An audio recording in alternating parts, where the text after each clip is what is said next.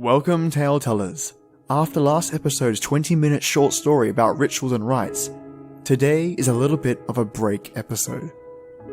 Another tale teller has sent through their story to me, titled, "Do You Want a Free Hug or a Punch in the Face?" by libitinamuerte. I hope I'm saying that right. That is one unique name. This story just proves how weird the world is. A let's not meet story that makes you wonder what goes through people's minds sometimes. So, turn the lights off, the sound up, and get ready for something different. Pretty much anyone who lives in New York City is familiar with the free hugs guys. They frequent parks and high tourist areas holding up signs that say free hugs and often charm tourists. Most of them are very peaceful and friendly. They mean no harm and just want to spread the love. If you want a hug, they give you a hug and send you on your way.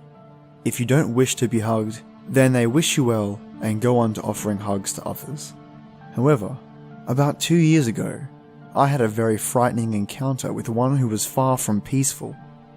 I live in Brooklyn, and I had gone to Union Square to meet my dad who was visiting from upstate. Seeing as I arrived before he did, I told him that I would meet him on the steps of the park when he arrived. Shortly after I sent my dad the text about my location, I was approached by a free hugs guy who, of course, was offering me a free hug. Now, being a petite young woman living in a large city, I tend to ignore random men who stop me on the streets to talk to me. Like many women in the city, I have faced a lot of aggressive catcalling, and that has made me very cautious about such interactions. Plus, I just really don't like being hugged by strangers. So, I politely declined his hug and wished him a nice day, thinking he would just move on to the next person. A few moments later, I noticed that he was still staring at me. So I got up and moved. He followed me around and asked me why I didn't want a hug from him. I was a bit weirded out, as I had never seen any of the free hugs guys act so persistent.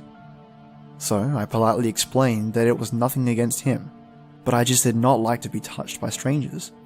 I thought that would be enough, as I was not rude to him in the least. But even so, I started to head out of the park, and he followed me, demanding that I hug him. Having had enough, I said that I did not mind him offering hugs, but the fact that he was following me was starting to creep me out. This caused him to explode at me and start cussing. He said that if I did not leave the park immediately, he would punch me in the face. I started running, but he still followed, threatening me. I was looking for the police, but oddly, this was the one time there weren't any NYPD present in Union Square. Thankfully, I made it into a Starbucks and he did not follow me inside. I told my dad what had happened, but by the time he arrived, free hugs guy was gone. Ever since that event, I've been very cautious about going into Union Square Park or any similar places alone. Thankfully, it seems this particular free hugs guy was arrested last year after he actually did punch a woman in the face. He apparently had a history of becoming aggressive, following women and threatening them. However, it's New York City, so I don't know if he's back out there offering hugs, but threatening to punch people who refuse him. Creepy free hugs guy? Let's not meet. Okay, well, that was messed up. So glad you got away though. And who knew Starbucks is the safe point when it comes to deterring criminals? A big thank you again to libitinamuerte.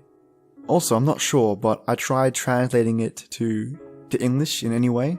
I think I came up with the words like imposter from Spanish. I was curious, so I tried. Not sure if I'm on the money, but this might be something that the author can tell me. So, that aside, thank you for your story. And as you mentioned to me in submitting this story, I hope this helps people around Union Square avoid this guy. One last thing, please click that like button so that others get to hear these stories. And if you want to be a tale teller, just email me, tweet me, or even send me a message on SoundCloud. And I'll always respond, whether it be via email or even just by the message tool. So tale tellers, turn the lights back on, stay safe, and as always, till next time.